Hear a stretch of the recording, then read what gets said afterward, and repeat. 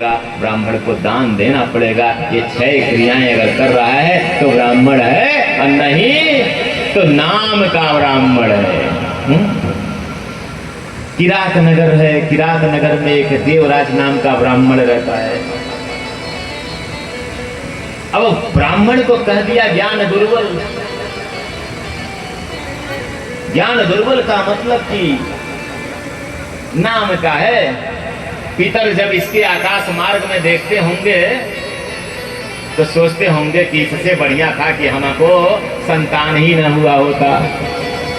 याद रखिएगा, हमारे पितर जो है ना, आकाश में विचरण करके हमारा मूल्यांकन करते, हमारा अवलोकन करते हैं।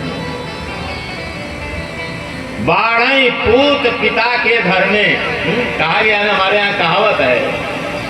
लेकिन याद रखिए कि अगर हम अपने पितरों के लिए, पितरों की मर्यादा के साथ खिलवाड़ कर रहे हैं, हम ऋषियों की मुनियों की संतानें हैं। हम जब अपने गोत्र का नाम लेते हैं तो हम उच्चारण करते हैं, वत्स गोत्र उत्पन्नो हम, कच्छप गोत्र उत्पन्नो हम, सांडिल्य गोत्र उत्पन्नो हम। ये हमारे ऋषियों की, ये हमारे तपस्वियों की, हमारे पूर्वज ये रहे हैं। और हम ब्राह्मण हो करके ब्राह्मणेतर कार्य करते हैं। जब हम ब्राह्मण हो करके जब गायत्री मंत्र नहीं जानते, हम ब्राह्मण हो करके जब यज्ञोपवीत नहीं धारण करते, हम ब्राह्मण हो करके जब सिका नहीं रखते, हम ब्राह्मण हो करके जब तिलक नहीं रखते, तो हमें तो ब्राह्मण कहने का कोई मतलब नहीं है।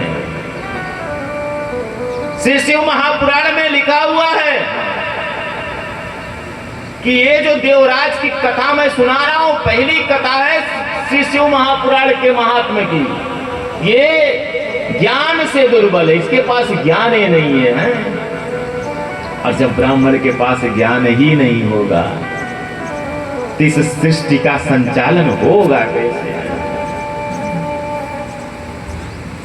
देवराज के पास एक चीज है, क्या है? वह अपने लोगों को ही ठगता है ना। संसार में आपको कदाचित दिख सकता है कोई बहुत बड़ा धनवान व्यक्ति, कोई बहुत बड़ा ऐश्वर्यशाली व्यक्ति, लेकिन उसके पीछे का रहस्य क्या है? ये जो देवराज है ना, ये एक चीज जानता है, अपने लोगों को ही ठग लेता है। और जो एक बार ठगा गया इससे, तो दोबारा इसका नाम नहीं लेता है। उसने अधर्म से बहुत धन कमाया, किंतु कभी धर्म में एक पैसा भी नहीं लगाया।